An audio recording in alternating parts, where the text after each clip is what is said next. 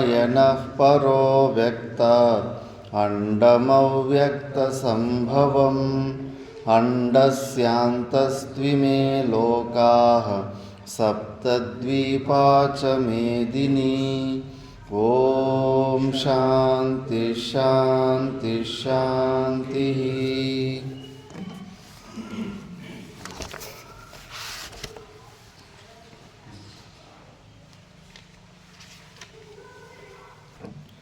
ॐ श्री परमात्मने नमः। अथ षष्ठोऽध्यायः आत्मसंयमयोगः। श्रीभगवानुवाच अनाश्रितः कर्मफलं कार्यं कर्म करोति यः स सन्न्यासी च योगी च न निरग्निर्न चाक्रियः। यं सन्न्यासमिति प्राहुर्योगं तं विद्धि पाण्डव। न ह्यसन्न्यस्तसङ्कल्पो योगी भवति कश्चन। आरुरुक्षोर्मुनेर्योगं कर्म कारणमुच्यते। गुढस्य तस्यैव शमः कारणमुच्यते। यदा हीनेन्द्रियार्थेषु न कर्मस्वनुसज्जते सर्वसङ्कल्पसन्न्यासी योगारूढस्तदोच्यते। उद्धरेदात्मनात्मानं नात्मानम् अवसादयेत्। आत्मैव ह्यात्मनो बन्धुः आत्मैव रिपुरात्मनः। बन्धुरात्मात्मनस्तस्य येनात्मैवात्मना जितः। तु शत्रुत्वे वर्तेतात्मैव शत्रुवत्। जितात्मनः प्रशान्तस्य परमात्मा समाहितः। शीतोष्णसुखदुःखेषु तथा मानापमानयोः। ज्ञानविज्ञानतृप्तात्मा कूटस्थो विजितेन्द्रियः। युक्तयुच्यते योगी समलोष्टाश्मकाञ्चनः। उदासीनं मध्यस्थद्वेषबन्धुषु साधुष्वपि च पापेषु समबुद्धिर्विशिष्यते। योगी युञ्जीत सततम् आत्मानं रहसि स्थितः। एकाकी यतचित्तात्मा निराशीरपरिग्रहः। शुचौ देशे प्रतिष्ठाप्य स्थिरमासनमात्मनः। नात्युच्छ्रितं नातिनीचं चैलाजिनकुशोत्तरम्। काग्रं मनः कृत्वा यतचित्तेन्द्रियक्रियः। उपविश्यासने युञ्जात् योगमात्मविशुद्धये। समं कायशिरो ग्रीवं धारयन्नचलं स्थिरः। सम्प्रेक्ष्य नासिकाग्रं स्वं दिशश्चानवलोकयन्। प्रशान्तात्मा विगतभिर्ब्रह्मचारी व्रते स्थितः। मनः संयम्य मच्चित्तो युक्त आसीत मत्परः। युञ्जन्नेवं सदात्मानं योगी नियतमानसः। निर्वाणपरमां मत्संस्थामधिगच्छति। नात्यश्नतस्तु योगोऽस्ति न चैकान्तमनश्नतः। न चातिस्वप्नशीलस्य जाग्रतो नैव चार्जुन। युक्ताहारविहारस्य युक्तचेष्टस्य कर्मसु। युक्तस्वप्नावबोधस्य योगो भवति दुःखः। तं चित्तम् आत्मन्येवावतिष्ठते। निःस्पृहा सर्वकामेभ्यो युक्त इत्युच्यते तदा। यथा दीपो निवातस्थो नेङ्गते सोपमा स्मृता। योगिनो यतचित्तस्य युञ्जतो योगमात्मनः। यत्रोपरमते चित्तं निरुद्धं योगसेवया। यत्र चैवात्मनात्मानं पश्यन्नात्मनि तुष्यति। सुखमात्यन्तिकं यत्तद्बुद्धिग्राह्यं वेत्ति यत्र न चैवायं स्थितश्चलति तत्त्वतः। यं लब्ध्वा चापरं लाभं मन्यते नाधिकं ततः। यस्मिन् स्थितो न दुःखेन गुरुणापि विचाल्यते तं विद्या दुःखसंयोगवियोगं योगसंज्ञितं स निश्चयेन योक्तव्यो योगो निर्विण्णचेतसा संकल्पप्रभवान् कामस्त्यक्त्वा सर्वान् शेषतः मनसैन्द्रियाग्रामं विनियम्य समन्ततः शनैः शनैरुपरमेत् बुद्ध्या धृतिगृहीतया आत्मसंस्थं मनः कृत्वा न किञ्चिदपि चिन्तयेत् यतो यतो निश्चरति मनश्चञ्चलमस्थिरं ततस्ततो नियम्येतदात्मन्येव वशं नयेत् प्रशान्तमनसं ह्येनं योगिनं सुखमुत्तमम् उपैति शान्तरजसं ब्रह्मभूतमकल्मषं युञ्जन्नेवं सदात्मानं योगी विगतकल्मषः सुखेन ब्रह्मसंस्पर्शम् अत्यन्तं सुखमश्नुते स्तमात्मानं सर्वभूतानि चात्मनि ईक्षते योगयुक्तात्मा सर्वत्र समदर्शनः यो मां पश्यति सर्वत्र सर्वं च मयि पश्यति तस्याहं न प्रणश्यामि स च मे न प्रणश्यति सर्वभूतस्थितं यो मां भजत्येकत्वमास्थितः सर्वथा वर्तमानोऽपि स योगी मयि वर्तते आत्मौपम्येन सर्वत्र समं पश्यति योऽर्जुन सुखं वा यदि वा दुःखं स योगी परमो मतः योऽयं योगस्त्वया प्रोक्तः साम्येन मधुसूदन एतस्याहं न पश्यामि चञ्चलत्वात् स्थितिं स्थिरां चञ्चलं हि मनः कृष्ण प्रमाथि बलवदृढं तस्याहं निग्रहं मन्ये वायोरिव सुदुष्करं श्रीभगवानुवाच असंशयं महाबाहो मनो दुर्निग्रहं चलम् अभ्यासेन तु कौन्तेय वैराग्येन च गृह्यते असंयतात्मना योगो दुष्प्राप इति मे मतिः वश्यात्मना तु यतता शक्यो वाप्तुमुपायतः अयति श्रद्धयोपेतो योगाच्चलितमानसः अप्राप्य योगसंसिद्धिं कां गतिं कृष्ण गच्छति कच्चिन्नो भयविभ्रष्टश्चिन्नाभ्रमिव नश्यति अप्रतिष्ठो महाबाहो विमूढो ब्रह्मणः पथि एतन्मे संशयं कृष्ण चेतुमर्हस्य शेषतः त्वदन्यसंशयस्यास्य चेत्ता न ह्युपपद्यते श्रीभगवानुवाच पार्थ नैवेह नामुत्रा विनाशस्तस्य विद्यते न हि कल्याणकृत् कश्चित् दुर्गतिं तात गच्छति प्राप्य पुण्यकृतां लोकानुषित्वा शाश्वती समाः शुचीनां श्रीमतां गेहे योगभ्रष्टो विजायते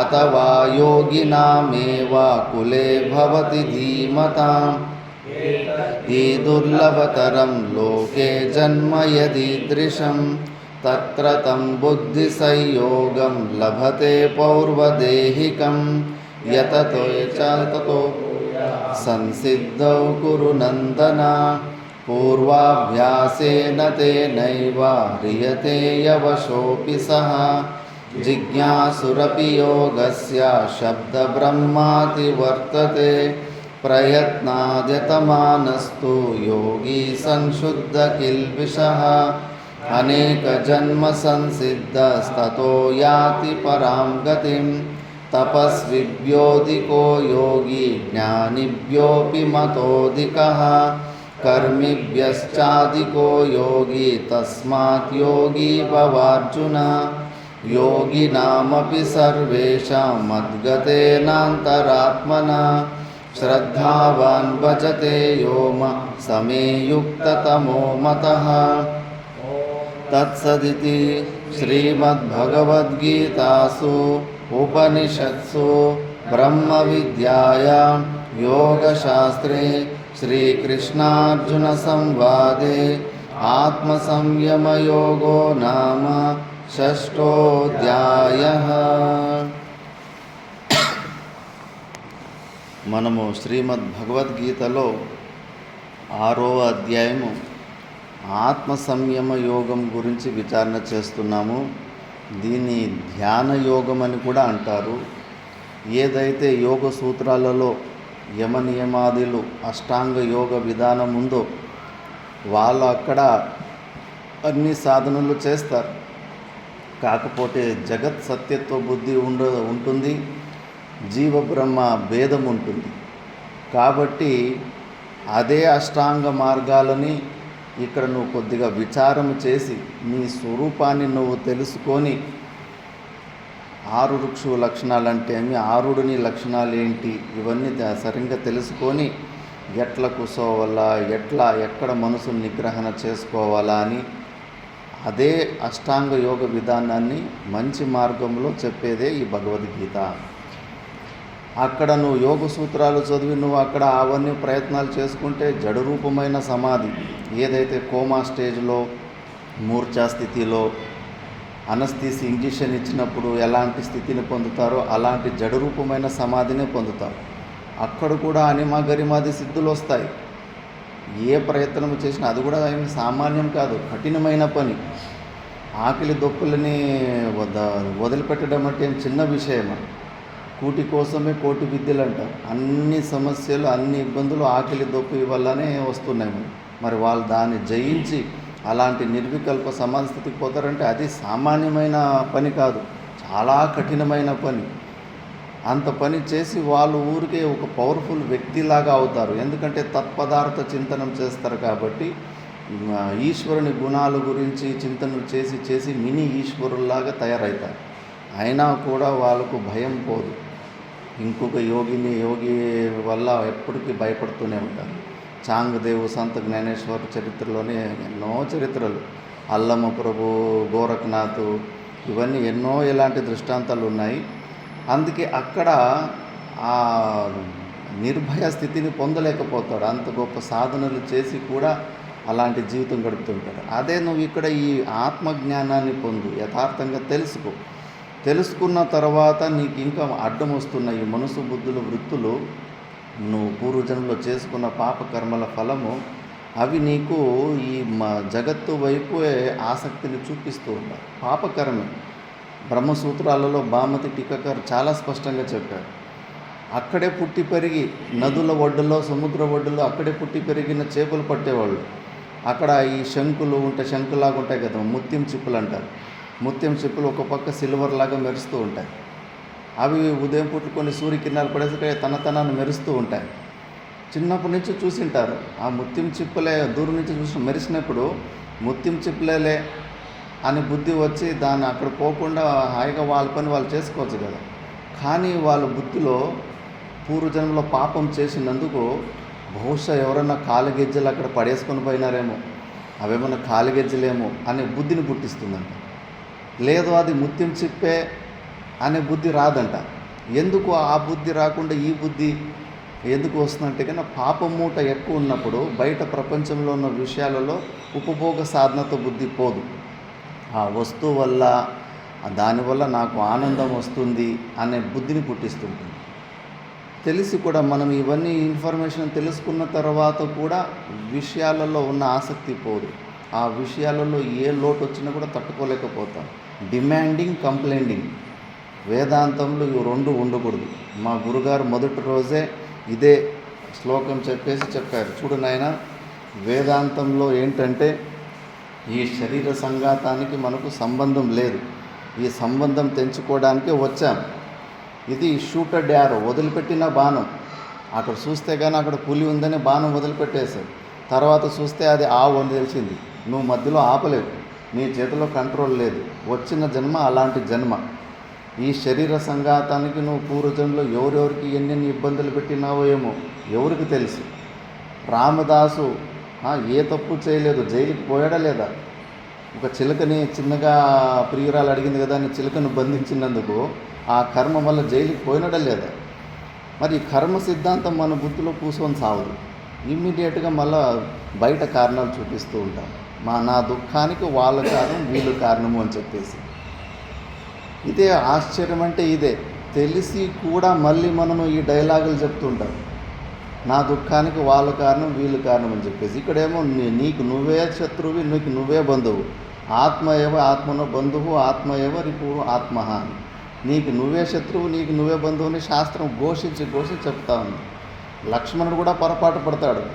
అడవిలో వనవాసానికి పోయినప్పుడు ఇంకా రాముడు సీత అక్కడ పనుకో కానీ గుహుడును లక్ష్మణుడు పక్క కూర్చొని, అయ్యో అంతా దుష్టురాలు కైకే ఉంది కదా, కైకే వల్లనే మా అన్నకు ఈ వనవాసం గతి, ఈ దోమల మధ్యలో పనుకోవాల్సిన పరిస్థితి వచ్చింది అని తిట్టుకుంటా ఉంటే పడుకున్న రాముడు లేచి, సుఖస్య దుఃఖస్య కోపిన దాత పరో దదాతీతి కుబుద్ధి రేష అంటాడు. సుఖానికి దుఃఖానికి ఎవ్వరూ కారకులు కాదు, ఇతరుల కారకులు అనేవాడు కుబుద్ధి, దుష్టబుద్ధి. మరి నువ్వు సాధకుడువా, దుష్టబుద్ధి ఉన్నోడువా? ఎప్పుడు నీ దుఃఖానికి బయట కారణాలే చూపిస్తూ ఉంటావు. నీ కారణమని ఇంకా బుద్ధి నీకు ఇంకా బ్రెయిన్లో ఆ ట్యూబ్ లైట్ వెలగలేదంటే కానీ నువ్వు ఇంకేం సాధన చేస్తున్నావు? మా గురుగారు స్పష్టంగా చెప్పేశారు, ఇంకా నీ వేలు ఇట్లా బయటకు పోకూడదు. కర్మలు అంతే, అన్నీ నువ్వు దేవతవు కాదు. పుణ్యము పాపము రెండు తీసుకొని వచ్చినావు. నీకు దెబ్బలు పడతాయి. ఎవరెవరికి ఎలాంటి హింసలు చేసావో వాళ్ళు వస్తారు, వెతుక్కుంటూ వస్తారు. అమెరికా నుంచి అయినా ఇక్కడికి వచ్చి నీకు ఆ దుఃఖాన్ని ఇచ్చి పోతారు. తప్పించుకోలేవు నువ్వు. షికాయతులు చెప్పడము సాధకుల లక్షణం, వేదాంత విద్యార్థుల లక్షణం కాదు. జీవితంలో కంప్లైంట్స్ ఉండకూడదు, డిమాండింగ్ ఉండకూడదు. ఈ శరీర సంఘాతాన్ని ప్రారంధానికి సమర్పించుకోవాలి. నీకు ఎక్కువ పుణ్యం చేసుకోంటే గాన దేవతలు వచ్చి నీకు సేవ చేసిపోతారు. పుణ్యం లేదు పాపం చేసుకుంటే రాక్షసులు వచ్చి నీకు హింస పెట్టిపోతారు. Simple formula. దీన్ని ఫస్ట్ జీర్ణం చేసుకో. ఊరికి పుస్తకాల మీద పుస్తకాలు చదివితే ఏం ప్రయోజనం?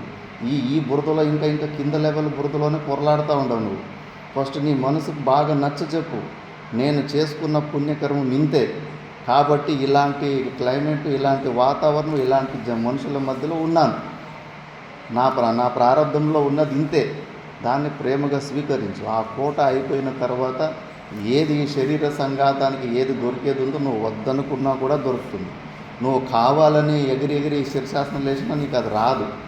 మా గురుగారు చెప్పేవారు, విద్యార్థి అవస్థలో ఒకసారి జాండీస్ వచ్చేసింది. అప్పుడు డబ్బులు పుట్టేది కాదు. ఇప్పుడు ఉత్తర భారతంలో బండారాలు దక్షిణాలని ఖర్చులకు కొన్ని దొరికిపోతాయి. పుట్టేదే కాదు, జాండీస్ రూపాయి పుట్టేది కూడా కష్టమైనట్టు విద్యార్థులకి. ఎప్పుడు 20 సంవత్సరాల వెనకాల ఇలాంటి పరిస్థితి ఉంది. కాశీలో విద్యార్థి చదువుకుంటా ఉంటాడు. చెరుకు పాలు తాగాల అని డాక్టర్ అన్నాడంట. జాండీస్కి అదే మందులాగా ఉంటుంది, చెరుకు పాలు తాగాలి అని చెప్పేసి. ఇంకా ఆ చెరుకు పాలు తాగడానికి ఎంత పడిపోయినాడు, వీక్ అయిపోయి బెడ్ అయిపోయినాడు. దోస్తులు ఒక 10-15 మంది ఆ బండారాలకు పోతే పావులా ₹1 అలా దొరికేవి అప్పట్లో. చాలా కష్టపడితే ఆ చిన్న ఒక చెరుకు పాల రసం కూడా వచ్చేది కాదు. పరిస్థితులు అలా ఉంటాయి. అప్పుడేం విద్యార్థి వ్యవస్థలో కొద్దిగా ఏదైనా కావాలనుకున్నప్పుడు దొరకలేదు. ఇప్పుడు అన్నీ ఎవరైనా ఏదన్నా ప్రతి ఒక్క భక్తుడు వస్తే కూడా డ్రై ఫ్రూటే తీసుకొస్తాడు. ₹1000 అవి ఇవి అన్నీ తెస్తాడు. Sugar, BP, acidity, kidney damage, liver damage, ఒకటి తినడానికి వీల్లేదు, ఒక్క స్వీట్ ముట్టుకోవడానికి లేదు. దండం పెట్టేసి వద్దని చెప్పాలి. లేదు, ప్రారంధంలో లేదు. ప్రారంధంలో లేనప్పుడు ఈ శరీరము ద్వారా నువ్వు ఏ భోగాలను కూడా నువ్వు అనుభవించలేవు. చాలామంది కొంతమందికి ఉన్నా కూడా తినే బుద్ధి పుట్టదు. కొన్ని తిండ్లు చాలామంది ఇష్టపడే తిండ్లు నాకు వాంతికి వస్తాయి. కొన్ని యాపిల్ చిన్నప్పుడు రోగం వచ్చినప్పుడు అవి తినిపించారు కదా, యాపిల్ మళ్ళీ బ్రెడ్, అవి తెలుసుకుంటేనే ఆ వాంతికి వచ్చినట్లు అవుతుంది. ఇంకా డ్రై ఫ్రూట్స్కు నాకు అసలే పడదు. అది లేదు. మరి అవి వచ్చినా కూడా ఒకటి కూడా తినబుద్ధి కాదు. అవి అట్లా మనసులో అలా తయారై ఉంటాయి. ప్రారంధానికి అన్నీ మనము ఉంటాయి. అందుకే సాధకులకు మా గురుగారు చెప్పారు, చూద్దాం ఈ విషయం తెలుసుకున్న తర్వాత ఎవరు షికాయతులు లేకుండా ఎన్ని రోజులు ఎన్ని నెలలు ఉండగలుగుతారో చూద్దామని. ఉండలేకపోయారు. నేను 3.5 సంవత్సరము ఇబ్బందులు వచ్చినాయి. చెప్పాడు ఎలాంటి ఇబ్బందులు వస్తాయి. ఒక రూమ్లో 2 ఉండాలి. వాడు గొరకలు పట్టచ్చు. నువ్వు పనుకునేటప్పుడు వాడు లైట్ ఆన్ చేయొచ్చు. నీకు చలి ఎక్కువైనప్పుడు వాడు ఫ్యాన్ వేయచ్చు. నీకు ఉడుక ఉన్నప్పుడు ఫ్యాన్ వద్దనొచ్చు. సమస్యలు, గొడవలు, మళ్ళీ ఎవరన్నా ఒకరు మనసావాచకరంగా నిన్ను ఇబ్బంది పెట్టచ్చు. ఇవన్నీ రకరకాల ఎన్ని వెరైటీల ఆశ్రమాల సమస్యలు వస్తే ఇలాంటి సమస్యలన్నీ వస్తూ ఉంటాయి. ఇదంతా మీ ప్రారంధం అంతే. గొరక పెట్టేటోడు నీ రూమ్మేట్ అయినడంటే నీ ప్రారంధమే, నీ పాప ఫలమే వాడు. దానికి నువ్వు చెవుల్లో ఏదన్నా అడ్డం పెట్టుకొని పనుకోలే, కానీ వేరే ఆప్షన్లు బయట నీకు దొరకదు. ఇంకో విద్యార్థి పక్కలో ఉంటుంటే కానీ వాడి దగ్గర ఇంకో అవలక్షణం ఉంటుంది. మళ్ళీ దానికంటే మేము ఇట్లా మార్చుకుంటూ ఉండలేము. నీకు ఇష్టమైతే ఉండు, లేకపోతే పో. నీ ప్రారంభంలో ఉండేది ఇంతే అనుకో, అంతే.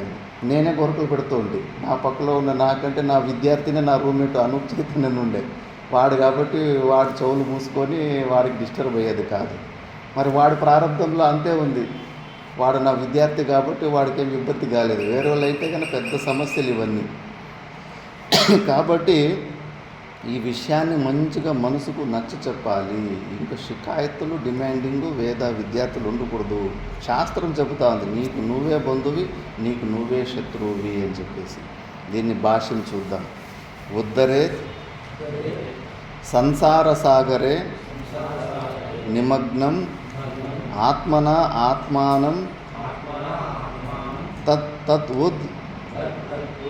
ఊర్ధ్వం హరేత్ ఉద్ధరేత్ యోగారూఢతాం ఆపాదయేత్ ఇత్యర్థః. నా ఆత్మానం అవసాదయేత్, నా అధో నయేత్, నా అధోగమ్యేత్. ఆత్మ ఏవ హి యస్మాత్ ఆత్మనో బంధుః నహి అన్యః కశ్చిత్ బంధుః యః సంసారముక్తయే భవతి బంధుః అపి తావద్ మోక్షం ప్రతి ప్రతికూల ఏవ. స్నేహాది బంధన ఆయతనత్వాత్ తస్మాద్ యుక్తం అవధారణం ఆత్మా ఏవ హి ఆత్మనో బంధుః ఇతి. ఆత్మా ఏవ రిపుః శత్రుః యః అన్యః అపకారి బాహ్యః శత్రుః సహ అపి ఆత్మప్రయుక్తః ఏవ ఇతి యుక్తం. ఏవ అవధారణం ఆత్మా ఏవ రిపుః ఆత్మనః ఇతి. వేదశంకర్ నీవు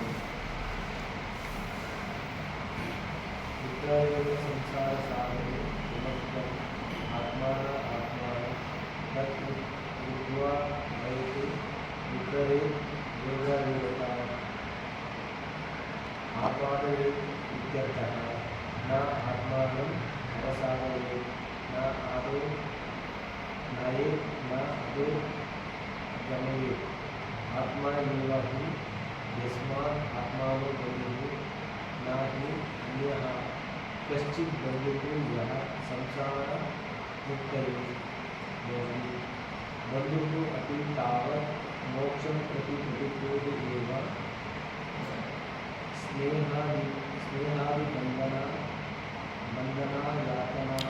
బంధన ఆయతనత్వాత్ तस्मात् युक्तं अवधारणम् आत्मा एव हि आत्मानो बन्धुः इति. आत्मा एव रिपुः शत्रुः यः अन्यः अपकारी बाह्यः शत्रुः स अपि आत्मप्रयुक्त एव इति. युक्ताम् एव अवधारणम् आत्मा एव रिपुः आत्मान इति.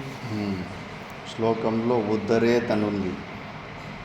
దేని నుంచి ఉద్ధరించాలంటే, ఎక్కడి నుంచి ఉద్ధరించాలంటే సంసార సాగరే నిమగ్నం, సంసారంలో మునిగిన వాడిని, అహమమ భావాలలో ఉన్నవాడిని, ఆత్మానం తద్ ఊర్ధ్వం హరేద్ ఉద్ధరేద్ యోగారూఢతాం ఆపాదయేత్ ఇత్యర్థః. అంటే ఈ యోగారూఢ స్థితిని పూర్వశ్లోకంలో ఏదైతే చెప్పారో అలాంటి యోగారూఢ స్థితిని పొందు. మనసు ద్వారా ఏది నీ మనసు బుద్ధులు ఉన్నాయో ఆ మనసు ద్వారా శృతి ఆచార్యుల సంస్కృతమైన మనసు ద్వారా ఉద్ధరించు అని. నా ఆత్మానం అవసాదయేత్ అని శ్లోకంలో ఉంది. అంటే నా అధోనయేత్, నా అధోగమ్యేత్, అధో స్థితికి తీసుకెళ్ళకు. ఈ మనుష్య జన్మ వచ్చి కూడా పశువులాగానే తిన్నామా పడుకున్నామా తెల్లారిందా అని చచ్చిపోయి మళ్ళా పునర్జన్మకు వచ్చావంటే కనుక ఆత్మహత్య చేసుకున్నంత పని అని వివేక చూడమని చెప్తుంది. అసద్ అనే ఓ ముసలి తోట వీడు చంపబడ్డాడు అని. అందుకే అలా నువ్వు ఈ జన్మను వ్యర్థం చేసుకోవద్దు. ఆత్మ ఏవహి యస్మాద్ ఆత్మన బంధువు, నీ మనసు బుద్ధులే నీకు బంధువులు. నహి అన్యః కశ్చిత్ బంధువు యహ సంసారముక్తయ భవతి. నీకు నీ మనసే శృతి ఆచార్య సంస్కృత మనసు ద్వారానే నువ్వు ఉద్ధారం అవుతావు. వేరే బయట ఎక్కడా ఎక్స్పెక్టేషన్ పెట్టుకోకు. నేను ఇష్టదేవుడు ఉన్నాడులే, నా దేవుడు నన్ను చూసుకుంటాడులే అనే విశ్వాసం అంతఃకరణ శుద్ధి వరకు ఓకే. అలానే కాంట్రాక్టు గురువులకి దేవుళ్ళకి ఇచ్చేసరి కాదు, నీ పని నువ్వే చేసుకోవాలి. ఎంత పెద్ద గురువు అయినా సాక్షాత్ త్రిమూర్తుల గురువులు అయినప్పటికీ కూడా ఉపదేశం వరకునే, నీకు అంతఃకరణ శుద్ధిని కలిగించి ఉపదేశం చేసేంత వరకునే. తర్వాత నీ ఆవరణ భంగాన్ని నువ్వే ఆవరణాన్ని భంగం చేసుకోవాలి. వేరే వాళ్ళు ఎవరూ చేయడానికి వీలు కాదది. బంధువు అపి తావద్ మోక్షం ప్రతికూల ఏవా. బంధువులను ఏమనుకుంటున్నాం మనోళ్ళు అని అనుకుంటున్నామో వాళ్ళు నీ మోక్ష మార్గానికి ప్రతికూలము, విరుద్ధమే. వాళ్ళ కోసం ఎందుకు మమభావాన్ని యాక్టివ్ చేసుకుంటున్నావు, నా వాళ్ళు అనుకొని. వాళ్ళు నీ మోక్షానికి అడ్డు, ఆ భావం మమభావం. స్నేహాది బంధన ఆయతనత్వాత్. ఈ స్నేహాదిలో ఎవరి మీద వాళ్ళ మీద ప్రేమ. వాడంటే నాకు ఇష్టం, వీడంటే నాకు ఇష్టం, వాడు నా శ్రేయోభిలాషి, వీడు నా శ్రేయోభిలాషి, ఇవన్నీ కూడా బంధన ఆయతనత్వాత్, బంధనానికి కారణమవుతాయి. తస్మాద్యుక్తం అవధారణం ఆత్మయవహి ఆత్మనో బంధు ఇది. నీకు నువ్వే ఉండవు, ఎవరో ఉద్ధరిస్తాడనే ఆ కాన్సెప్ట్ని వదిలిపెట్టేసిడి. అంతో ఇంతో నీకు నతలోక బంధువు గురుదేవుడు ఒకడే. గురుదేవుడే నీకు ఆ మంచి ప్లాట్ఫారం ఇచ్చి నీలో ఉన్న తప్పులను ఎత్తెత్తి చూపించి దాన్ని వదిలిపించే ప్రయత్నం చేస్తాడు. మహా ఆటవాది గురువు వదిలిపెట్టాడు. సమయ సందర్భాలు ఎట్లా కొట్టాలో మంచి వేడిగా ఉన్నప్పుడు అప్పుడే వేస్తూ ఉంటాడు. అలాంటి మహానుభావుడితో తప్పితే ఇంకెవరు బయట ఎక్కడ ఏమి ఎక్స్పెక్టేషన్ పెట్టుకోవద్దు. నిన్ను నువ్వే ఉద్ధరించుకోవాలి అని. ఆత్మ ఏవ రిపుః శత్రుః యః అన్యః అపకారి బాహ్య శత్రు సహ అపి ఆత్మ ప్రయుక్తః ఏవ ఇతి. బయట శత్రువులు కూడా తయారు చేసేది మన మనసేనట. అంతే కదా. ఇప్పుడు ఇద్దరు ఒకే కంపెనీలో పని చేస్తూ ఉంటారు, మంచి ఫ్రెండ్స్, ఇద్దరు ఒకే ఎలిజిబిలిటీ, ఒకే మార్క్స్, ఒకే లెవెల్ పర్ఫామ్ చేస్తుంటారు. ఎవరికో ఒక్కడికి మేనేజర్ ప్రమోషన్ ఇచ్చేస్తాడు. ఇది ఇద్దరు ఫ్రెండ్ల మధ్యలో అక్కడే చిచ్చుపడుతుంది. ఒకరికి మళ్ళీ శత్రువులు ఎందుకు అయిపోతారంటే లోపల దాగి ఉన్న ఆసురి సంపత్తి అసూయ గుణము ఉత్పన్నమైపోతుంది. ఆ శత్రువు ఫస్ట్ నీలోనే ఉంది. నీలో అసూయ గుణము పుట్టిన తర్వాత వాడు శత్రువు అవుతాడు. నీలో రాగద్వేషాలే బయట నిన్ను వాళ్ళని వీళ్ళని శత్రువులను చేసేది. కాబట్టి యహ అన్యః అపకారి బాహ్య శత్రు సా అపి ఆత్మ ప్రయుక్తః ఏవ. నువ్వే నీ మనసే ఊరికే బయట కంప్లైంట్స్ చెబుతున్నావు. నీ మనసు చేసే తప్పులకు బయట వాళ్ళు ఎవరు ఏమి చేయలేరు, అన్నీ నువ్వే క్రియేట్ చేసుకుంటావు. యుక్తం ఏవ అవధారణం ఆత్మ ఏవ రిపుః ఆత్మన ఇది. అందుకే నీకు నువ్వే శత్రువు అని ఫస్ట్ అవుట్లైన్ చెప్పినట్టు చెప్పినాడు. ఇప్పుడు డీటెయిల్గా అది ఎలాంటి మనసు శత్రువు, ఎలాంటి మనసు బంధువు అని ఇప్పుడు నెక్స్ట్ శ్లోకంలో చెప్పబోతున్నాడు. ఆత్మ ఏవ బంధుః ఆత్మ ఏవ రిపుః ఆత్మనః ఇది ఉక్తం. తత్ర కిం లక్షణం ఆత్మనో బంధుః కిం లక్షణం వా ఆత్మనో రిపుః ఇది ఉచ్యతే. మూలంగా ఏదో స్ట్రైట్గా చెప్పేశారు, మనసే శత్రు మనసే మిత్రుడు అని. ఎలాంటి మనసు శత్రు, ఎలాంటి మనసు మిత్రుడు కాస్త చెప్పండి అంటే నెక్స్ట్ శ్లోకంలో ఇంకా చెప్పుకుంటూ పోతుంటాడు. బంధురాత్మాత్మనస్తస్య ఏనాత్మైవాత్మనా జితః అనాత్మనస్తు శత్రుత్వే వర్తేతాత్మైవ శత్రువత్. బంధురాత్మాత్మనస్తస్య ఏనాత్మైవాత్మనా జితః అనాత్మనస్తు శత్రుత్వే వర్తేతాత్మైవ శత్రువత్.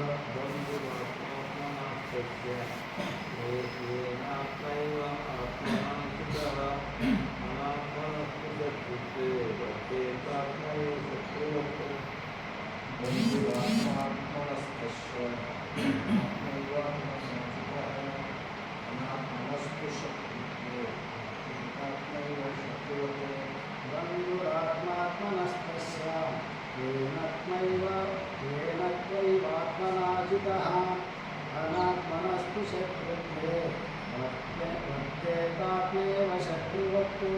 బంధురాత్మాత్మనస్తస్య ఏనాత్మైవాత్మనా జితః అనాత్మనస్తు శత్రుత్వే వర్తేతాత్మైవ శత్రువత్.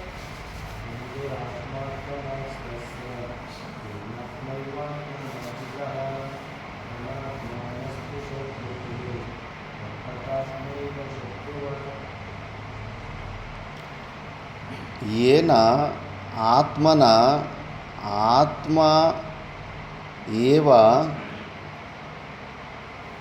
జితః తస్య ఆత్మనః ఆత్మా ఏవ బంధుః తు అనాత్మనః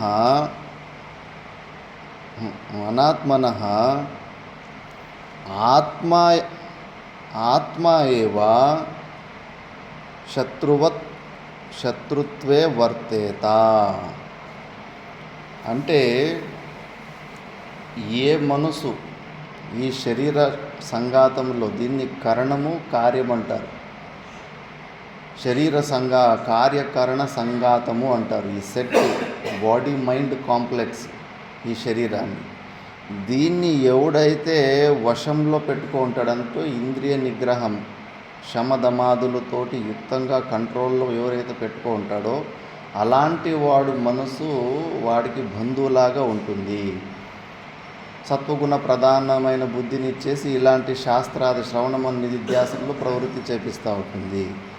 ఎవడు ఈ శరీర సంఘాతంలో శమదమాదులు కంట్రోల్ చేసుకోలేకపోతుంటాయో, విషయాలే మా మనసే ఇతన్ని కంట్రోల్ చేస్తూ ఉంటుందో, వాడికి వాడి ఆత్మానే శత్రువు. బంధురూపమైన మనసు మనకు దుఃఖాన్ని ఇవ్వదు, శత్రురూపమైన మనసు మనకి దుఃఖం ఇస్తూ ఉంటుంది. దుఃఖం అనుభూతిలోకి వస్తుందంటే మనసు ఒక కార్యమే, అది మనం అర్థం చేసుకోవాలి. భాష్యంలో చూద్దాం. బంధుః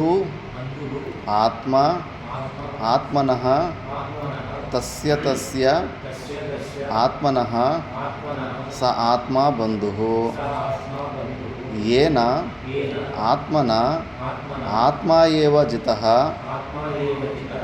ఆత్మ కార్యకరణ సంఘాతో ఏన వశీకృతో జితేంద్రియః ఇత్యర్థః. అనాత్మనః తు అజితాత్మనః తు శత్రుత్వే శత్రుభావే వర్తేత ఆత్మా ఏవ శత్రువత్. అక్కడ తథానుందా యథానుందా?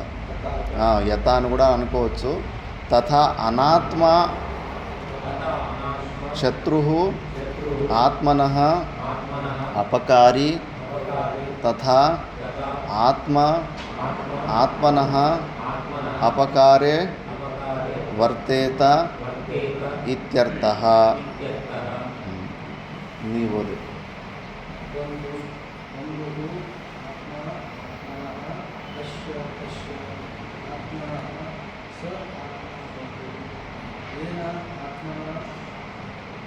आत्मा एव जितः आत्मा कार्यकरणसंघातो येन वशीकृते जितेन्द्रिया इत्यर्थः। अनात्मनः तु एकात्मनः तु शत्रुत्वे शत्रुभावे अर्थे आत्मा एव शत्रुवत् तथा अनात्मा शत्रुः आत्मना अवकारि तथा आत्मनः अवकारे अर्थे इत्यर्थः। బంధుః ఆత్మ ఆత్మనః తస్య అని శ్లోకంలో ఉంది. తస్య ఆత్మనః స ఆత్మబంధుః. ఎవరు ఆత్మ అంటే ఎవరు మనసు అయితే ఏన ఆత్మన ఆత్మ ఏవ జితః అంటే మనసు బుద్ధుల ద్వారా వాటిని ఎవరైతే జయించే కంట్రోల్లో ఉంటారో వాటి ద్వారా వాటిని అంటే శృతి ఆచార సంస్కృత మనసా ఏవ అదొక థాట్ వస్తుంది. ఆ థాట్ వచ్చిన తర్వాత శాస్త్రవిహితంగా గురువులు చెప్పిన అనుకూలంగానే ఈ శరీర సంఘాతాన్ని వాడతాడు. కానీ ఆ మనసు బుద్ధులు ఇచ్చే డిసిషన్లోకి వాడు అసలు నమ్మడు, అసలు వాటికి అసలు తావే ఇవ్వడు. మనసు ఎన్నో కారణాలు చూపిస్తూ ఉంటుంది. ఎప్పుడు అంతే. అది ఎంత మోసం చేస్తుందంటే నీకు ఇక్కడ ఇబ్బందులు ఉన్నాయి, బహుశా వేరే చోటులో అక్కడ నీకు అనుకూల పరిస్థితులు రావచ్చు. ఎప్పుడు ఈ శరీర సంఘాతము కంఫర్ట్లే చూసుకుంటూ ఉంటుంది మనసు. మేము కూడా అంతే. ఏ ఆశ్రమం కన్నా వెళ్ళేటప్పుడు చదవాలనే కోరిక ఉన్నప్పుడు కూడా కంఫర్ట్సే వెతుక్కుంటూ పోయాము. ఏ ఆశ్రమంలో సేవ తక్కువ, శాస్త్రం చెప్పేటోళ్ళు ఉన్నారు, అలాంటి ఆశ్రమాల్ని అక్కడ ఇక్కడ విచారణ చేసి కనుక్కొని అలాంటి ఆశ్రమాలకి పోతూ ఉంటాం. ఎందుకంటే మనసు ఎప్పుడు తన కంఫర్ట్స్ సేఫ్టీని చూసుకుంటూ ఉంటుంది. మళ్ళీ అది మనకు ఎంత మోసం చేస్తుందంటే నీకు ఆనందము అనుకూలమైన దేశము, అనుకూలమైన వ్యక్తులు, అనుకూలమైన పరిస్థితుల వల్ల వస్తుంది అని మోసం చేస్తూ ఉంటుంది. మనలో ఉన్నది ఆనందము సహజానందము. బయట ఉన్న ఏ నిమిత్తాలకు బియాండ్ టైం స్పేస్, అది సమయము కానీ కాలము కానీ దేశము కానీ ఏ నిమిత్తాలు అవసరం లేదు, అది సహజానందం.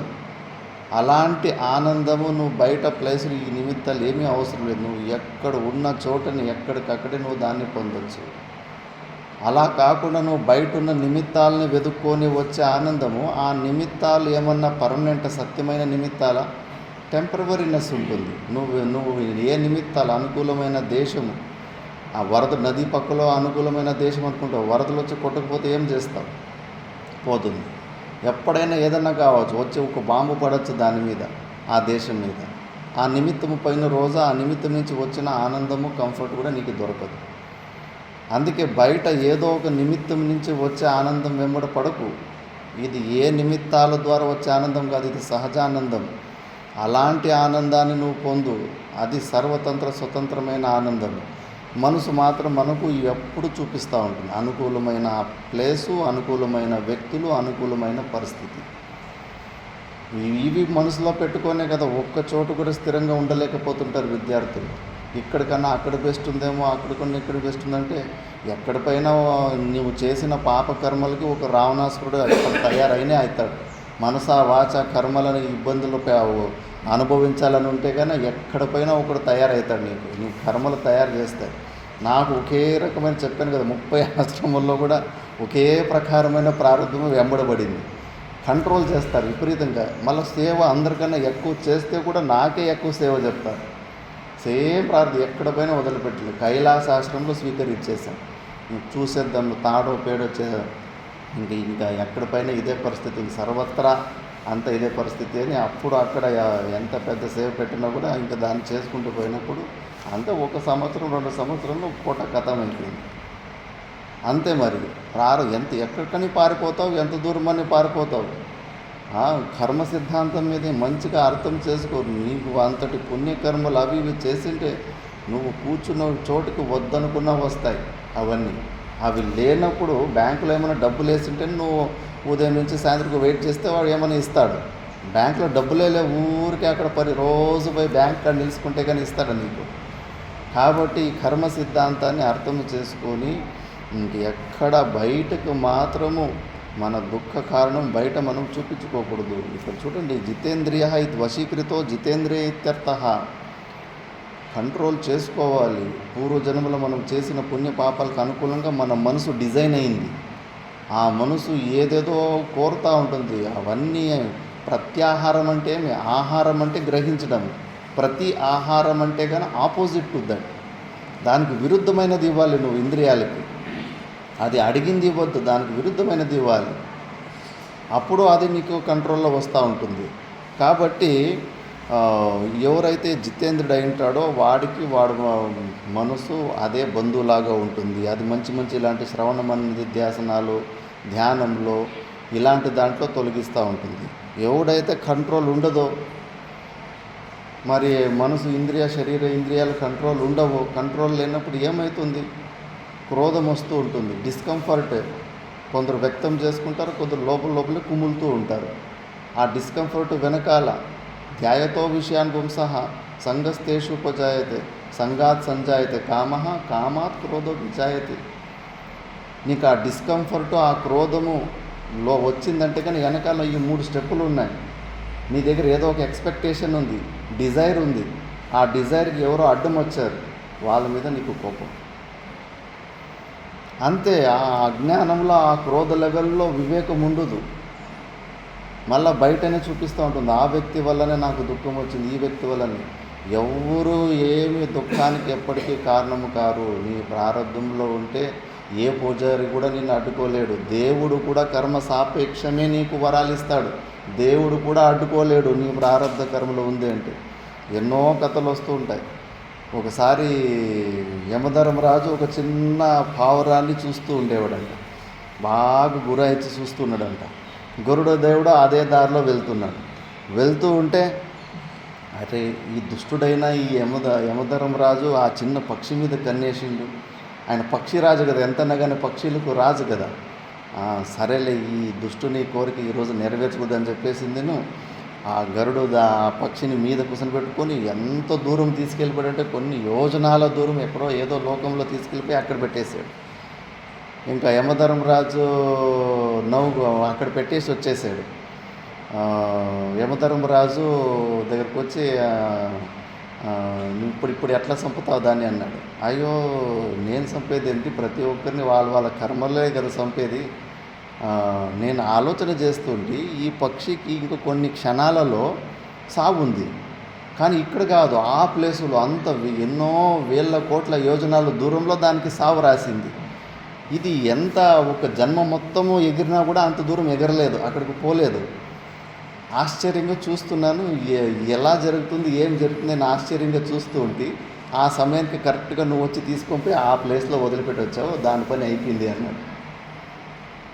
మరి ప్రారంధ కర్మలు అంత బలంగా ఉన్నప్పుడు ఎవరు ఏమి ఆపనీకి అవుతుంది? గరుడ దేవుడి వల్ల ఆపనీకి అవుతుందా? మనకు రావాల్సింది మనకు రావాలన్నప్పుడు మధ్యలో ఎవరు ఆపలేరు. వివేకము లేక మనం అనవసరంగా షికాయత్తులు అక్కడ ఇక్కడ పోతున్నాయి. కానీ సాధకులకి అది మంచిది కాదు. దుఃఖమే కదా, సమస్యనే కదా. నువ్వు దుఃఖ నివృత్తులు చేసుకోవడానికి వచ్చావు, దుఃఖాన్ని తోడి మళ్ళీ మీదకి వేసుకుంటూ ఉంటే ఎట్లా నీకు మనశ్శాంతి ఉంటుంది? ఇక్కడే ఇన్నర్ కరెక్షనే లోపలే ఉంది. ఒక్కొక్కటి అవిచారిత సిద్ధమే. దుఃఖం ఎందుకు వస్తుందంటే విచారం చేయలేని సామర్థ్యం లేనప్పుడు. విచారం చేసి మంచిగా సామర్థ్యాన్ని తెచ్చుకున్న తర్వాత మన జుట్టు ఎవరికి దొరకదు. కాబట్టి ఈ శరీర సంఘాతము ఏదేదో కోరుతూ ఉంటుంది, అడుగుతూ ఉంటుంది. ఎందుకు ఇవ్వాలా, ఎందుకు పోషిస్తున్నావు, ఏమి ప్రయోజనం ఉంది? ఇది ఉన్నా లేకపోయినా నువ్వు ఎప్పటికీ ఉంటావు. ఇది ఉండడం వల్ల నీకు ఇంకా డిసడ్వాంటేజ్. ఇప్పుడు ఏమి పిల్లలు పిటాకులు ఏమీ లేని వాళ్ళకు మళ్ళా ఒక 20-50 మంది పిల్లలు వస్తే వాళ్ళని చూసుకునే బాధ్యత ఎక్స్ట్రా లోడే కదా. నీకు ఈ శరీర సంఘాతాన్ని చూసుకోవడం ఎక్స్ట్రా లోడ్ పడింది నీకు. మరి దీని ఫెసిలిటీల కోసం ఎందుకు చింత చేస్తున్నావు, ఎందుకు టెన్షన్ తీసుకుంటున్నావు? వదిలిపెట్టేసిడి.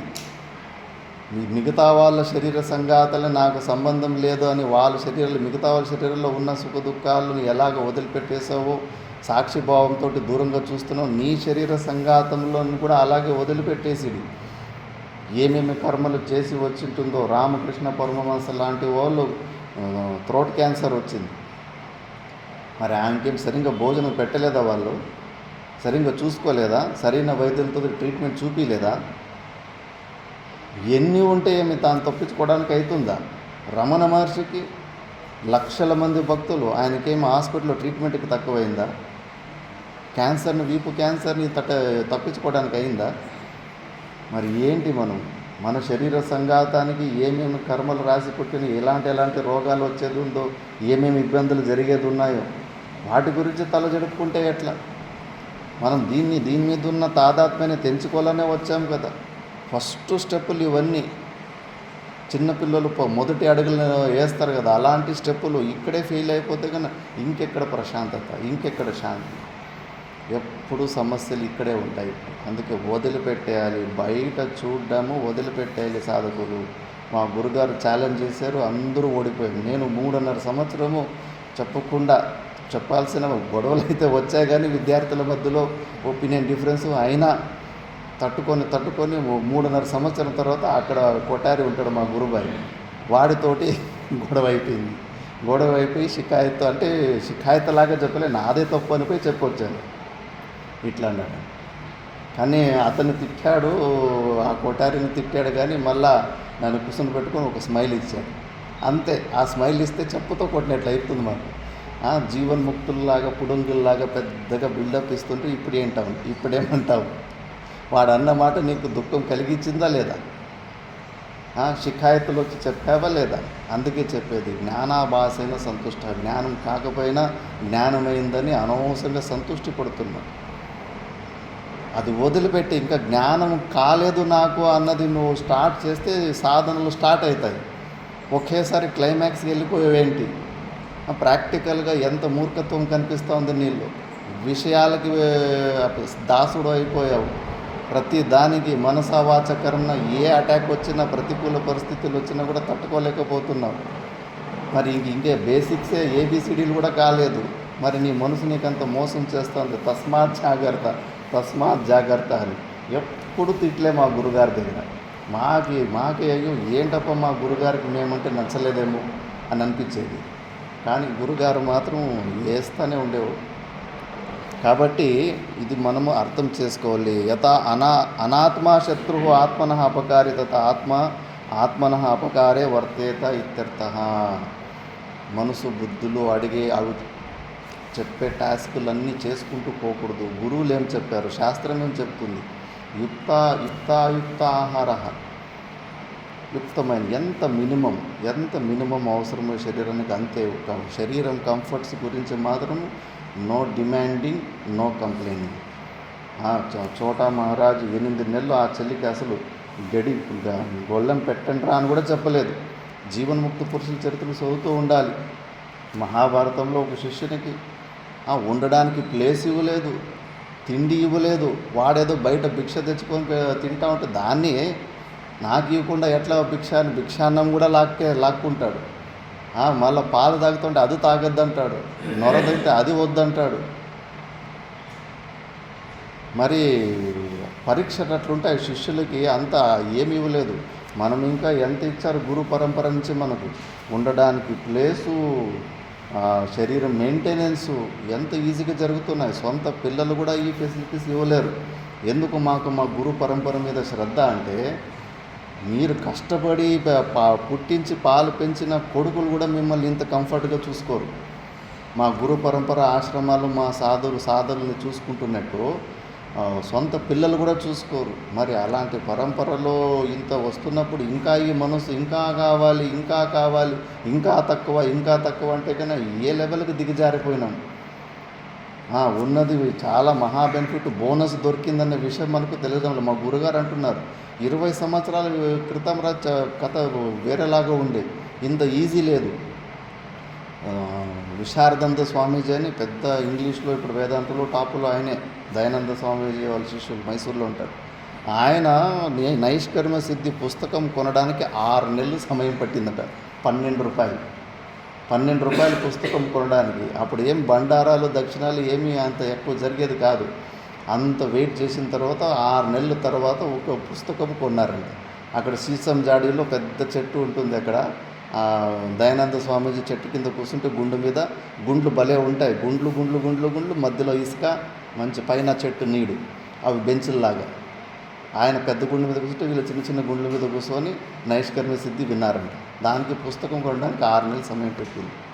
అంత కఠినమైన జర్నీ ఉండే విద్యార్థులకు. ఇప్పుడు ఎంత కంఫర్ట్స్ పెరిగినాయి, కానీ మనసు ఇంకా కావాలి, ఇంకా కావాలి, ఇంకా కావాలని క్రేవింగ్స్ మాత్రము ఆగడం లేదు. మర్చిపోతున్నాం మనం. మహాభారతం చదివినా, జీవన్ముక్త పురుషుల చరిత్ర చదివినా ఎక్కడా ఇంత కంఫర్ట్స్ లేవు. కాబట్టి మనసుకు ఇచ్చే టాస్కులు మనం చేయకూడదు, అవి ఇచ్చే నిర్ణయాలు నమ్మకూడదు. ఈ శరీరాన్ని సంపూర్ణంగా ప్రారంధానికి వదిలిపెట్టేలా దీని కంఫర్ట్ చూసుకోకూడదు. శ్రవణమన నిధిధ్యాసనానికి మినిమం ఎంత కావాలో అంత మాత్రమే గ్రహిస్తూ ఉండాలి. కళ్ళు ద్వారా, చెవుల ద్వారా, నాలుక ద్వారా. ఆహ్రియంతే ఇది ఆహార, one which can be grabbed inside, దాన్ని ఆహారం అంటారు. కాబట్టి అన్నిటి నుంచి కూడా హితంగా మితంగా గ్రహించుకొని మనము సాధన చేసుకుంటూ ఉండాలి. కాబట్టి అలాంటి మనసు కలిగినది, అలాంటి మనసు ఉంటే, కంట్రోల్ చేసుకున్న మనసు ఉంటే కానీ అదే మనకి బంధువు అవుతుంది. నెక్స్ట్ శ్లోకంలో జితాత్మన ప్రశాంతస్య పరమాత్మా సమాహితః శీతోష్ణసుఖదుఃఖేషు తథా మానాపమానయోః. జితాత్మనః ప్రశాంతస్య పరమాత్మా సమాహితః శీతోష్ణసుఖదుఃఖేషు తథా మానాపమానయోః.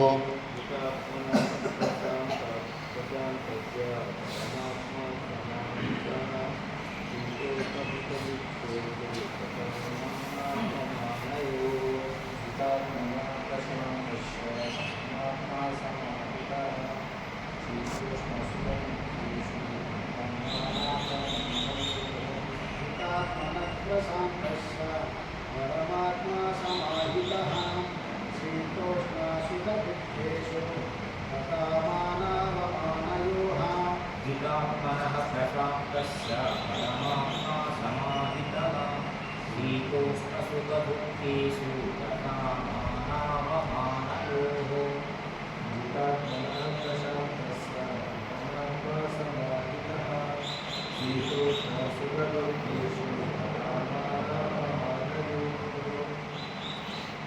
శీతోష్ణ సుఖ దుఃఖేషు తథా మానాపమానయోః. జితాత్మనః ప్రశాంతస్య జితాత్మనః పరమాత్మా సమాహితః. ఎవరైతే శీతోష్ణ సుఖ దుఃఖేషు తథా మానాపమానయోః, శీత ఉష్ణాల్లో ఇవన్నీ కంఫర్ట్స్ డిస్కంఫర్ట్స్ వస్తూ ఉంటాయి. కాశికానంద మహారాజ్ అని ఒక సిద్ధ పురుషుడు చాలా నంబర్ 1లో ఉండే, 2015లో శరీరం వదిలిపెట్టాడు. వాళ్ళు కాశీలో చదివేటప్పుడు ఫ్యానులు, కరెంటు కూడా అప్పట్లో లేవు.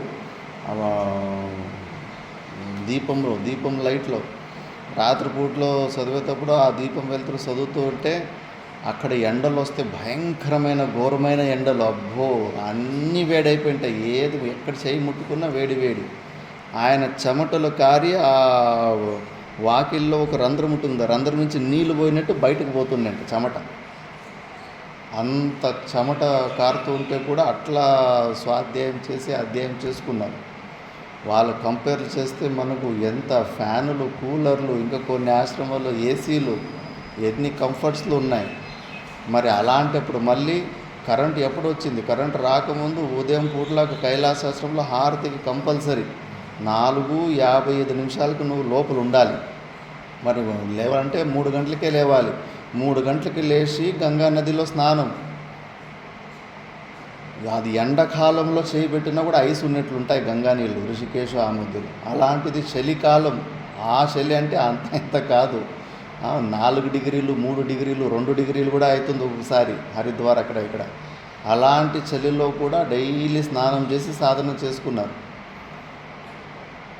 మనము వేడి నీళ్ళు లేకపోతే ఆరోగ్యాలు చెడిపోతాయి. ఎక్కడ తట్టుకుంటున్నాం శీతోష్ణ సుఖ దుఃఖాల్లో? సహనం సర్వ దుఃఖానాం అప్రతీకారపూర్వకం చింతా విలాపరహితం సాతితీక్ష నిగద్యతే అని. అన్ని ప్రకారాల దుఃఖాలని తట్టుకోవాలి వితౌట్ అప్రతీకారపూర్వకం, వితౌట్ రెమెడీస్. ఎండ వేస్తుందంటే రూమ్లో ఫ్యాన్ లేదంటే ఫ్యాన్ కావాలని డిమాండింగ్ ఉండకూడదు, అడ్జస్ట్ అయిపోవాలని. లేదు ఫ్యాన్ తెచ్చుకొని బిగించుకొని వేసుకున్నామంటే కన్నా ఇంకా నీకు సహనశక్తి రాలేదు అని అర్థం. ఎన్ని చేసుకుంటున్నాం, ఎన్ని పెంచుకుంటూ పోతున్నాం. వేదాంతం విన్ని నువ్వు ఇంకా కంఫర్ట్లు ఎక్కువవుతున్నాయి కానీ వైరాగ్యమేం ఎక్కడ కనిపిస్తలేదు.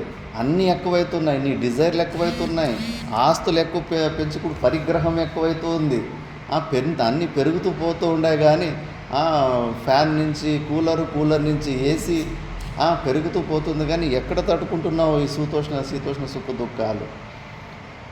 అక్కడ చాలా స్పష్టంగా చెప్పారు వివేక చూడండి, వితౌట్ రెమెడీస్, అప్రతీకారపూర్వకం. ఏది ఉందో దాన్ని అలాగే స్వీకరించాలి. ప్రత్యేకంగా మళ్ళీ దానికోసం ప్రయత్నాలు చేయకూడదు. ఈ రూమ్లో ఫ్యాన్ లేదు, ఫ్యాన్ కావాలని ప్రయత్నం చేయకూడదు. మరి ఇలా ఉన్నప్పుడు ఎన్ని విషయాల్లో ఎన్ని షికాయతులు మనకు, ఎన్ని కంప్లైంట్లు. ప్రతి ఒక్క ప్రతికూల పరిస్థితికి ఒక రెమెడీ వెతుక్కుంటున్నాం. రెమెడీలు వెతుక్కోకూడదు అంటారు. శరీరాన్ని అట్లా ప్రారంధానికి వదిలిపెట్టేయాలి అని చెప్పేసి. శీతోష్ణ సుఖ దుఃఖేషు తథా మానాపమానయోహు, ఇది చాలా పెద్ద సమస్య. మనిషికి ఇది ఒకటి ఎక్స్ట్రా దరిద్రం ఒకటి ఉంది. ఇప్పుడు ఆవులు ఉంటాయి, 10 ఆవులకి గడ్డి వేసి ఉంటావు, ఎద్దుల పండుగ వస్తుంది. ఒక ఆవుకి పూలారం వేసి మిగతా దానికి వేయలేదంటే కానీ దానికి లెక్కే లేదు, మంచిగా హాయిగా ఉంటాయి. మనుషులకు ఒకరికి నువ్వు మర్యాద చేసి ఇంకొకటి చేయలేదంటే వానికి ఎక్స్ట్రా లాభం. ఈ అహం, ఈగో, మానాలు అవమానాలు తట్టుకోలేకపోతూ ఉంటాడు. పొగిడింది కావాల్సి ఉంటే స్వీకరించేస్తాడు. నేను కాదప్ప అంత భగవంతుడు ఈశ్వరుడు డైలాగ్ చెప్పుకుని లోపల బాగా ఆనందపడుతూ ఉంటాడు. ఒకరు ఎవరైనా నింద చేస్తున్నారో తిట్టుకుంటున్నారంటే మాత్రము తట్టుకునే కాదు. చాలా వీక్ ఉంది మైండ్, మనం ఆలోచన చేస్తున్నాము. శబ్దాలు చెప్తారు, శబ్దాలకి అర్థాలు మన కృతకమే, మనుషుల కృతకము. ఇప్పుడు రండి అంటే తెలుగులో చాలా సమానమైన పదం, అది ఉత్తర భారతంలో లంజా అని అర్థం వస్తుంది. అంటే శబ్దాలకి అర్థం మనం ఊహించుకునేది అంతే. కానీ మనం ఊహించుకున్న శబ్దాలు మనల్ని ఇబ్బంది పెడుతున్నాయంటే కానీ ఎంత వీక్ మైండ్ ఉంది. ఎన్నో బూతు మాటలలో అసలు తాత్పర్యమే లేదు. తెలుగులో కూడా ఆలోచించండి, నీ అమ్మ అంటారు, ఏమి దానికి అర్థం ఏమి? అమ్మ అనే కదా అర్థం, దానికి కోపం ఎందుకు వస్తుంది? ఉత్తర భారతంలో నిన్న చూడమగా అంటారు, నీ తల్లి లంజ కొడక అంటారు. అది అక్కడ కామన్ ఫ్రెండ్ని, మిత్రుని మాట్లాడి హలో హాయ్ అంటాం కదా, అలాంటి మాట అది. అదే కింద బెంగళూరు వైపు ఇలా అంటే కన్నా మర్డర్లు అయిపోతాయి, నన్ను అంత మాట అంటువారు. మరి ఆ శబ్దాలు వాళ్ళకు ఇబ్బంది లేనప్పుడు నీకు ఆ శబ్దాలు ఎందుకు ఇబ్బంది? ఆ శబ్దాల అర్థాల మీద నువ్వు ఊహించుకున్నావు కదా, ఏమేమో ఊహించుకున్నావు కదా. అన్ని కల్పనాల వల్లనే మనము హతమైపోతాం. లేకపోతే శబ్దాలకు మనల్ని హింస పెట్టే సామర్థ్యం ఎక్కడుంది? అన్నీ బ్రహ్మసూత్రాల్లో వస్తాయి శబ్దాల నేచర్ గురించి. అక్కడ ప్రశ్న వస్తుంది, తత్వమసి ఇవన్నీ అంటున్నారు కదా, ఇవన్నీ శబ్దాలే కదా. శబ్దాలు ఇంత ఫిక్కల్గా ఉన్నాయి, దీని యోగ్యత లేదు. మరి ఇవి నిజమైన వస్తువు గురించి జ్ఞానం ఎలా చెప్తాయి? ఆత్మ పేరు ఆత్మే అని నువ్వు ఎలా చెప్తావు? నీవు ఊహించుకున్నదే కదా. దాన్ని సోల్ అంటున్నాడు ఇంగ్లీష్ వాడు, నువ్వు ఆత్మ అంటున్నావు. సోల్ కరెక్టా, ఆత్మ కరెక్టా? సోల్కు వాడు మనసులో ఏముందో అక్కడ ఆబ్జెక్టు, నీ మనసులో ఏముందో శూన్యమని బౌద్ధులు అంటున్నారు. ఈ శబ్దాలన్నీ నువ్వు ఊహించుకున్నదే. ఊహించుకున్న శబ్దాలు, ఊహించుకున్న అర్థాలు అవి బ్రహ్మజ్ఞానాన్ని ఇస్తాయంటే కానీ ఆ శబ్ద ప్రమాణము, శాస్త్ర ప్రమాణం ఎగిరెగిరి పడతారు. దీనివల్ల నీకు మోక్షం వస్తుందా? దాని నేచర్ చూపించేస్తారు. శబ్దశాస్త్రం చాలా డీప్గా వెళ్తుంది అక్కడ బ్రహ్మసూత్రాలు. అలాంటి శబ్దాలు మనల్ని ఇబ్బంది పెడుతున్నాయంటే ఎంత వీక్ స్థితిలో ఉన్నాము. ఈ శరీరము నేను, ఈ అంతఃకరణం నేను, ఈ మనసుని నేను, ఈ బుద్ధిని నేను అని భయంకరంగా 200% దృఢంగా అనుకుంటున్నాం. కాబట్టి అవి మనల్ని ఇబ్బంది పెడుతూ ఉంటాయి. కాబట్టి వీటిని అన్ని మానాపమానయోహో, ఇవి రెండుటిని ఎవరైతే సహించుకుంటాడో ప్రశాంతస్య, ఈ శబ్దము బాగా రిజిస్టర్ చేసుకోవాలి. దీని మీద మహత్వ బుద్ధిని పెంచుకోవాలి. మన స్వరూపము ప్రశాంత స్వరూపము, కంప్లీట్ రిలాక్సేషన్. అందుకే ఏ వైదిక మంత్రమైన శాంతి శాంతి శాంతి అని దీనికే మనం మహత్ బుద్ధి ఇస్తాం, దానికోసమే ప్రయత్నం చేస్తున్నాము. దీని పేరే ఆత్యంతిక దుఃఖ నివృత్తి, పరమానంద ప్రాప్తి రూపము, మోక్షము అంటారు. అలాంటి ప్రశాంత స్వరూపుడైన ఆ జితేంద్రియుడు జితాత్మనః పరమాత్మ సమాహిత, వాడు ఆ నిజమైన స్వరూప జ్ఞానాన్ని పొంది వాడు సంపూర్ణంగా ఆత్యంతిక దుఃఖ నివృత్తి చేసుకుంటాడు అని. దీన్ని భాష్యంలో కొద్దిగా చూసేసి, జితాత్మనః కార్యకరణాది సంగాత ఆత్మ జితో ఏన సా జితాత్మ తస్య జితాత్మనః ప్రశాంతస్య ప్రసన్నాంతఃకరణస్య సతః సన్యాసినః పరమాత్మ సమాహితః సాక్షాత్ ఆత్మభావేన వర్తతే ఇత్యర్థః. కించ శీతోష్ణ సుఖ దుఃఖేషు తథా మానే అపమానే చ మానాపమానయోః పూజా పరిభావయోః. చెన్నారెడ్డి చదువు.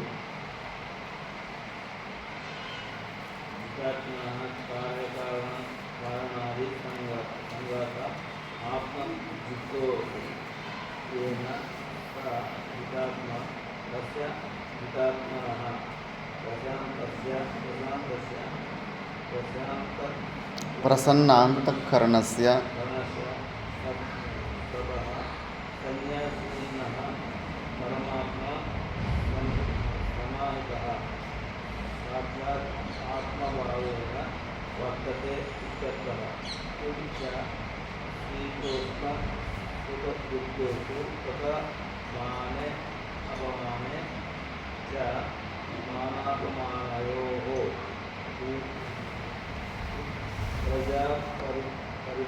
పూజా పరిభావయోః.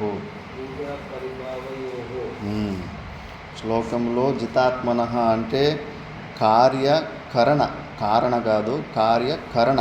కరణం అంటే ఇన్స్ట్రుమెంట్, కారణం అంటే రీజన్. కార్యకరణాది సంగాతః ఆత్మ జితో అంటే ఈ శరీర సంఘాతం, బాడీ మైండ్ కాంప్లెక్స్, దీన్ని ఎవడైతే వశంలో పెట్టుకో ఉంటాడో ఏన సా జితాత్మ తస్య జితాత్మనః అలాంటి జితాత్మునికి ప్రశాంతస్య ప్రసన్న అంతఃకరణస్య ప్రసన్నమైన అంతఃకరణం ఉన్నవాడు ఎప్పుడూ ప్రసన్నంగా ఉండాలి, ప్రసన్న ముద్రలోనే ఉండాలి. సతః సన్యాసినః పరమాత్మ సమాహితః సాక్షాత్ ఆత్మభావేన వర్తేత ఇత్యర్థః. అలాంటి వాడు ఆ పరమాత్మ స్వరూపంలో ఉండి అన్ని చోట్ల సమభావంలో ఉంటాడు, అంటే సమదర్శిగానే ఉంటాడు. ప్రతి చోట అస్థి బాతి ప్రియానే చూస్తుంటాడు, కానీ నామరూపాలని గ్రహించే తత్వాన్ని వదిలిపెట్టేస్తాడు.